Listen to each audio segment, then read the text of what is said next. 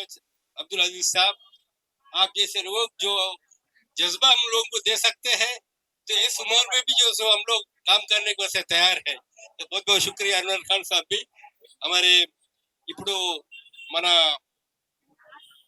MLC గారు తెలంగాణ జన సమితి అధ్యక్షులు ప్రొఫెసర్ కోదండరామ్ గారిని మాట్లాడవలసిందిగా కోరుతున్నాను.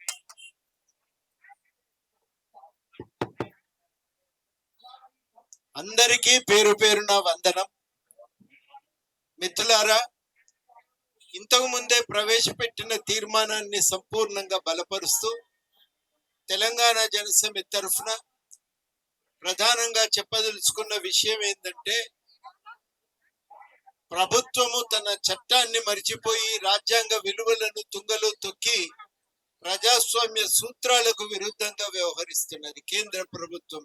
ఇక్కడ మనం మాట్లాడుతున్నది ప్రభుత్వము ఎప్పుడైనా తన శక్తి ఎంత అవసరమో అంతే ఉపయోగించాలి. ఎదుటి వాళ్ళు చర్చలు చేద్దాం, మాట్లాడుకుందాం, సమస్యను పరిష్కరించుకుందాం అన్నప్పుడు ప్రభుత్వం తప్పకుండా చర్చలు చేయాలి. అది ప్రభుత్వం బాధ్యత. ఇది ఒకరు ప్రత్యేకంగా గుర్తు చేయవలసిన అవసరం లేదు. ఆ బాధ్యతకు విరుద్ధంగా ఇవాళ కేంద్ర ప్రభుత్వం పనిచేస్తున్నారు. పిలిచి మాట్లాడాలి, చర్చ చేయాలి. అక్కడ కొట్లాడుతున్నది వాళ్ళెవరు కూడా దొంగలో దారి దోపిడిగాల్లో కాదు.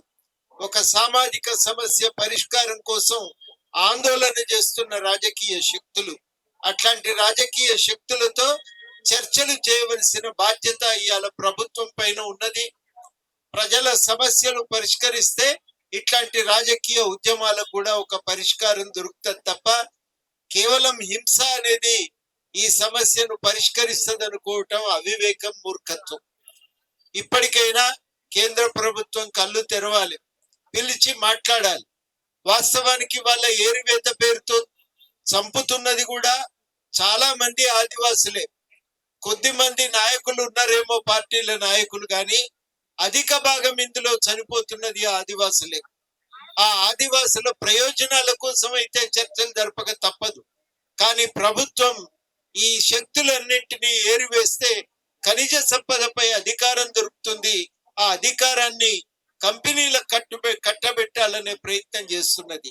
ఈ ప్రభుత్వం అనుసరిస్తున్న ఈ ధోరణి మనం ఇవాళ అందరం కూడా ముక్త కంఠంతో ఖండించాలి. చాలా మందికి అనుమానం వస్తుంది, ఇక్కడ చేస్తే ఏమొస్తుంది, ఢిల్లీకి పోవాలని. ఇక్కడ కూడా ఈ కార్యక్రమం అవసరం. ఎందుకు అవసరం అంటే, మనం ప్రజాస్వామిక విలువలను నిలబెట్టడం కోసం చేస్తున్న ప్రయత్నం ఇది. ఇది ప్రజాస్వామ్యాన్ని బతికించడం కోసం చేస్తున్న ప్రయత్నం ఇది. అందుకని ప్రతి దగ్గర కూడా ఈ కార్యాచరణ కొనసాగుతూ ఉండాలి. రెండవది చాలా ముఖ్యం, మనం ఇక్కడి నుంచి కూడా ప్రతి ఒక్కరం ప్రభుత్వాన్ని అడగటం మొదలు పెడితే ఒక మార్పుకు అవకాశం కలుగుతుంది. అందరం కూడా ఆలోచన పరులమై శక్తితో మన అందరం కూడా మన గొంతు ఎత్తితే తప్పకుండా ప్రభుత్వాలు తమ ఆలోచనలను మార్చుకోక తప్పదు. అందుకని మన అందరి మీద ఒక బాధ్యత ఉంది. ఈ బాధ్యత ప్రకారం గుర్తెరిగి మనం వ్యవహరిద్దాం.